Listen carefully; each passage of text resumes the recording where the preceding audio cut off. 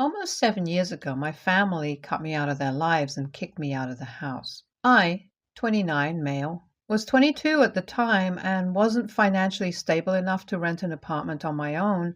And what happened was so sudden that I'd had no time to prepare myself for it all, mentally or financially.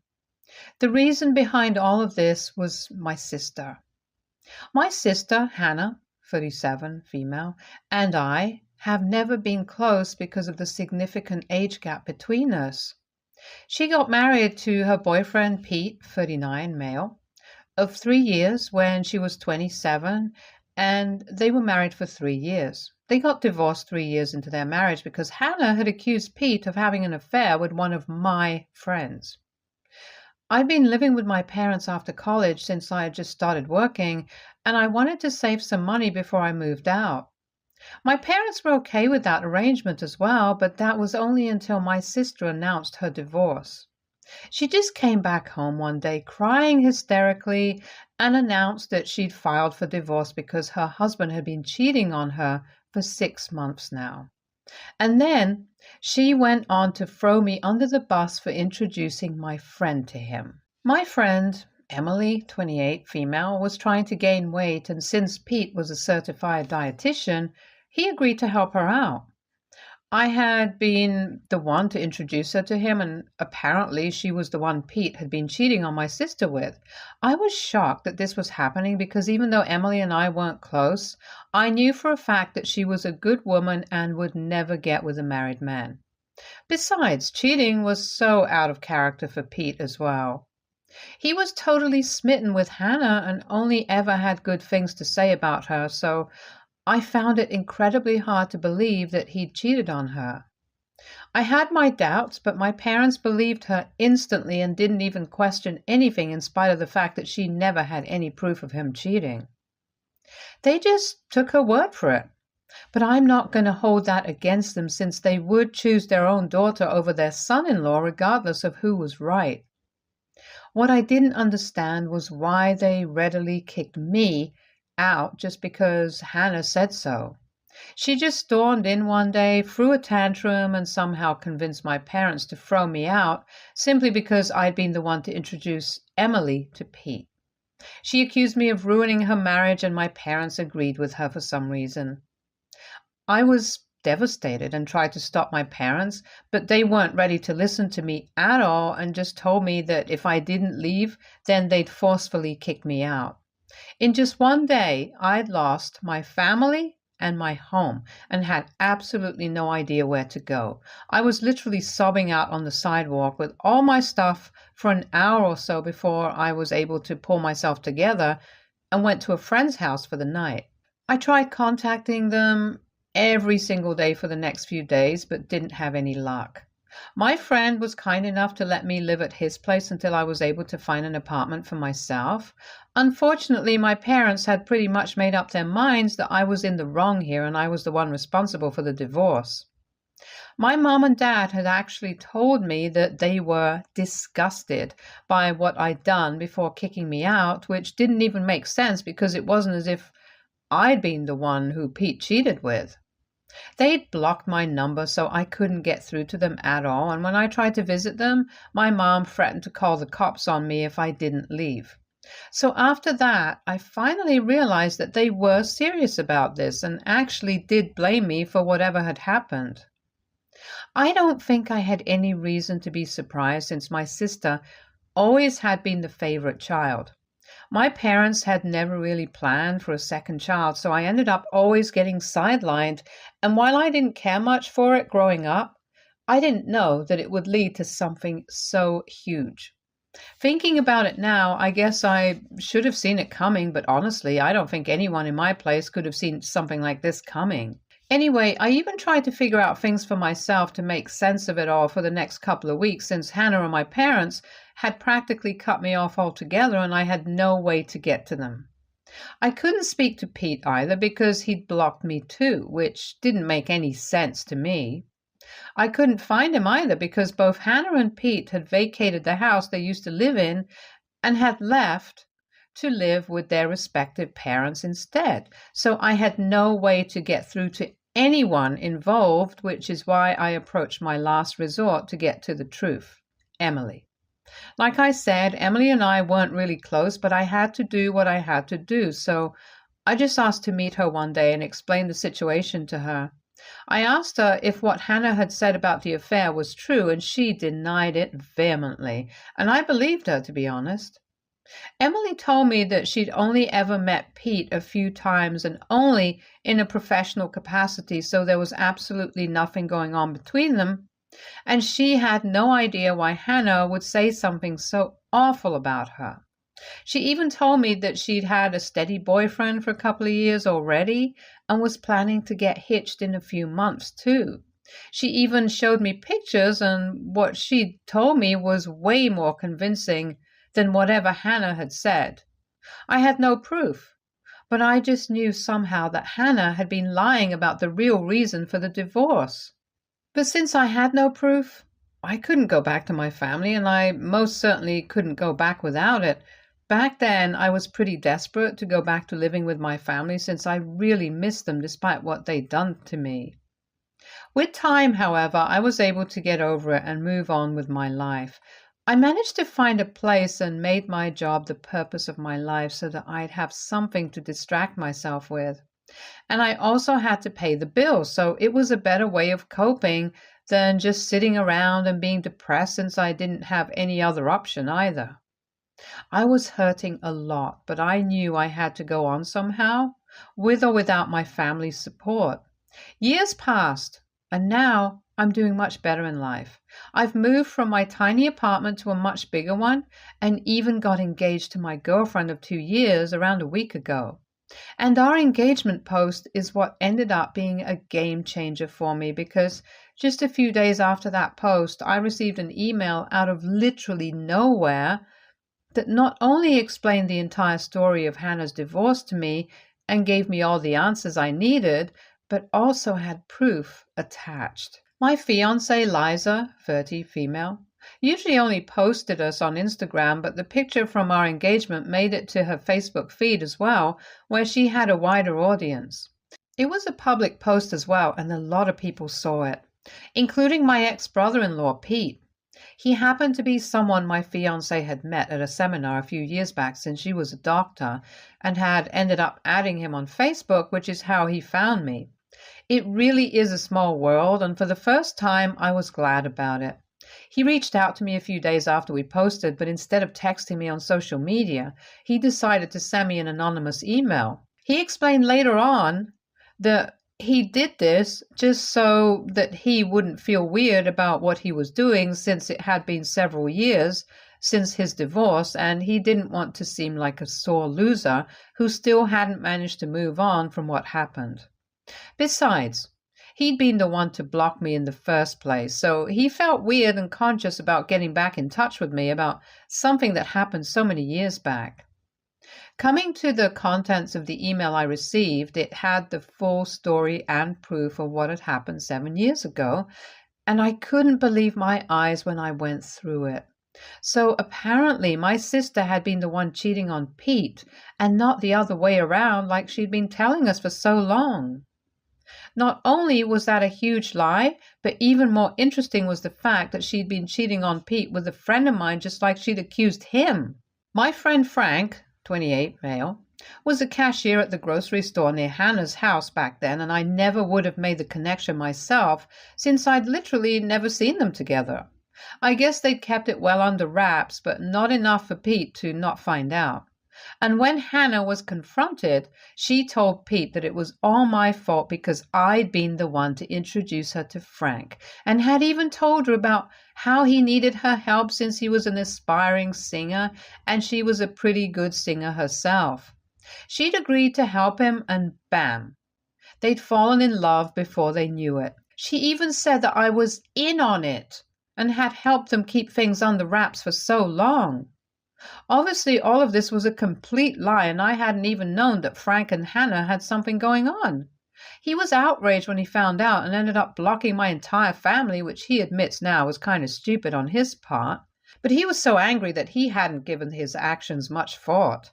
Of course, he told me all of that in person since the email itself was meant to be as impersonal as possible, as he didn't want it to be traced back to him, but I did figure it out.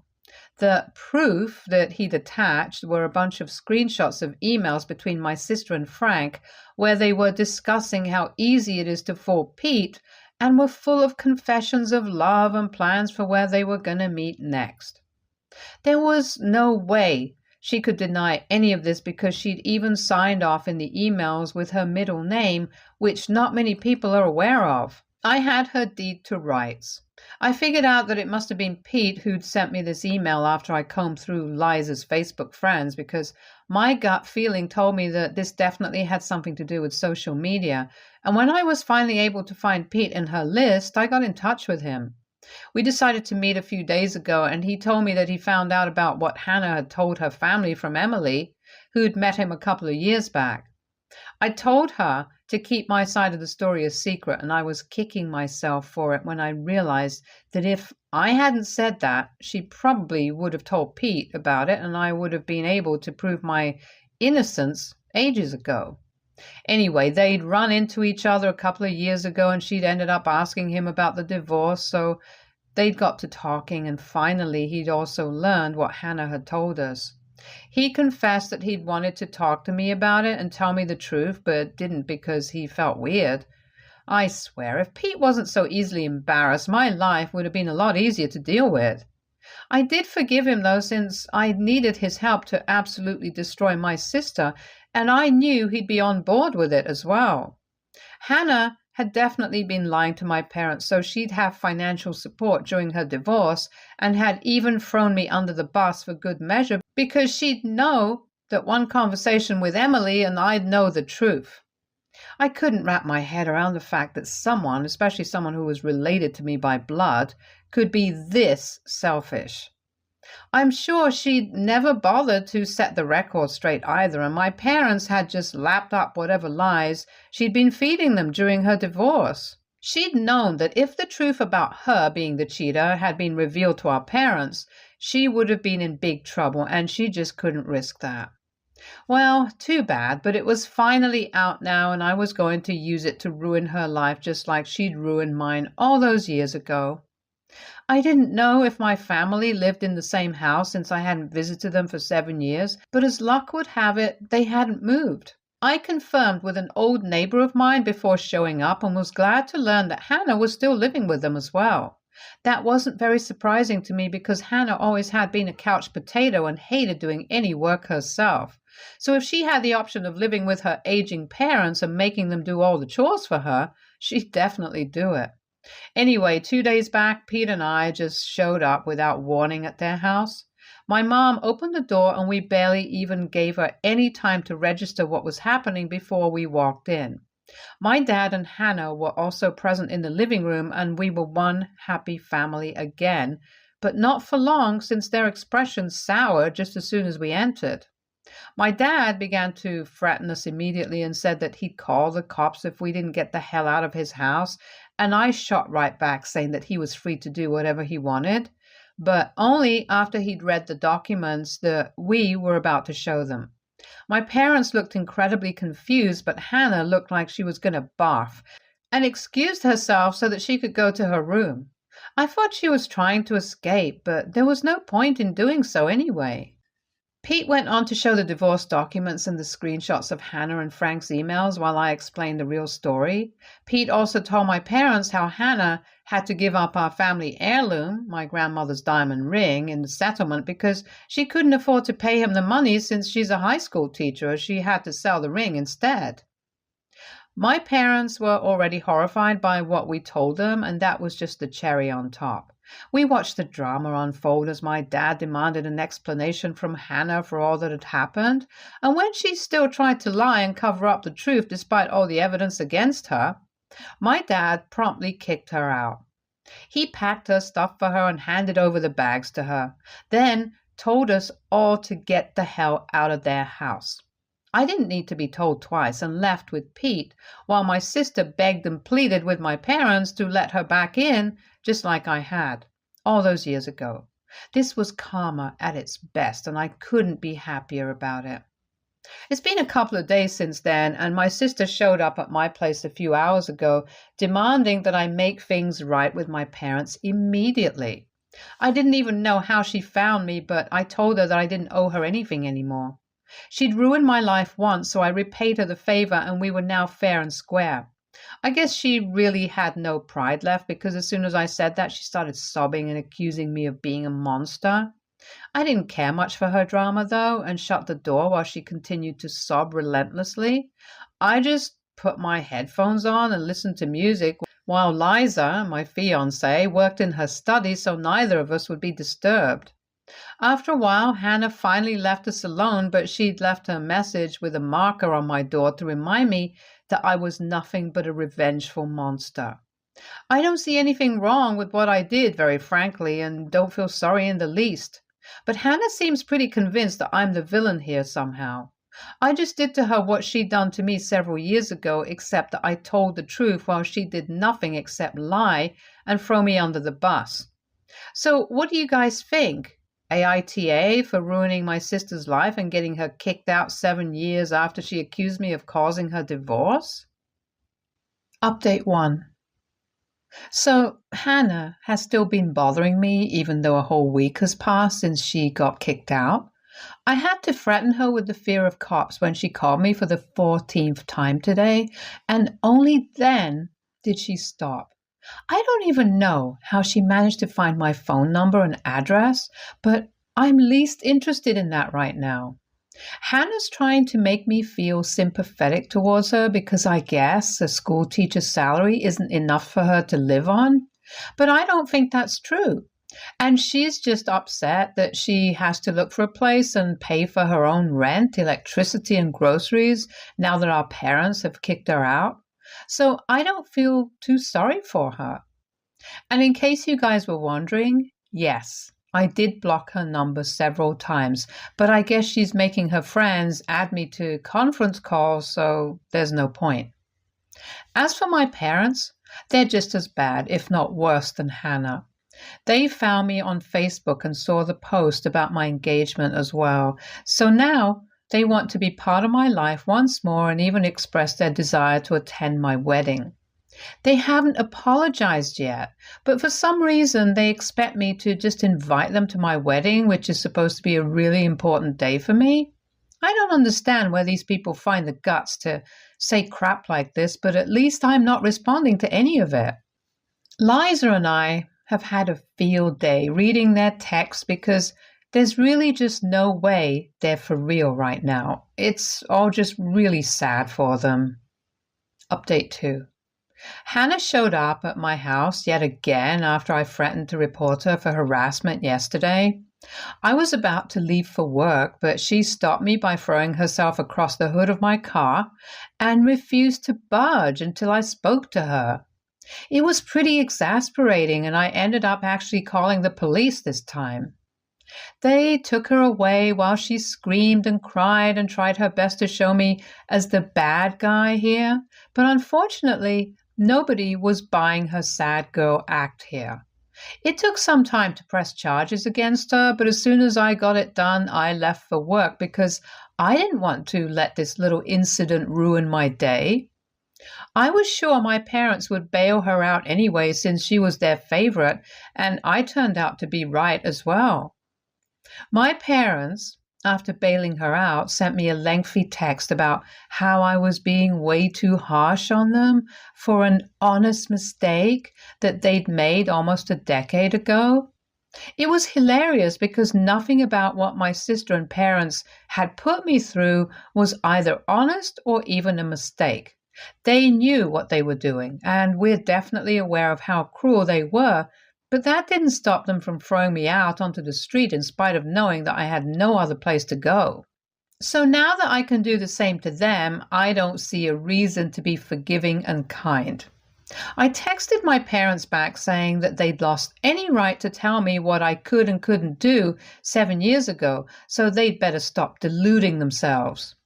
I haven't blocked them yet since I haven't had the time to check my messages, but I will soon. Hopefully then I'll be rid of this entire family for good. Update 3. I just got back home from work and checked my socials, only to see that my parents had yet again sent me another long message. Liza and I went through it together, and I swear this was the funniest thing I've ever read. I guess the poor folks don't even know that I'm not even hurt by anything they say or do now. I'm just laughing at how delusional and pathetic they are. Apparently, they still believe that we're family and told me that they've taken Hannah back in with them and have decided that both their kids deserve a second chance. As if I'd ever been in the wrong at all. So while they'd taken my sister back in, they also expected me and Liza to come to their house sometime soon for dinner, and so we could sort out our differences in a civilized manner before the wedding. Bold of them to assume that I'd even want them at my wedding in the first place. We had a good laugh about their stupid message, and after that, I wrote right back saying that I wasn't interested in the slightest in anything that they'd invited us to, and was just fine living away from them like I had for these past 7 years. They'd shown me that I was better off without them, and I was forever going to be thankful for that. I didn't need them at all anymore, and neither did I want their so-called forgiveness, so they could peacefully continue to play happy family with my sister like they had been so far. With that last text, I blocked them once and for all because I didn't even want the laughs anymore. I was done and I was out. I'm sure they'll try to get back in touch with me one way or another soon, but too bad for them. I'm not having it anymore. Liza is the only family I need now, and I'm happy with just her. My parents and my sister have unfortunately never been able to look beyond themselves, and I highly doubt that they ever will. So the next time they get in touch with me, they'll be speaking to my lawyer as well, and that's a promise. Stay tuned for more stories from our girl relations.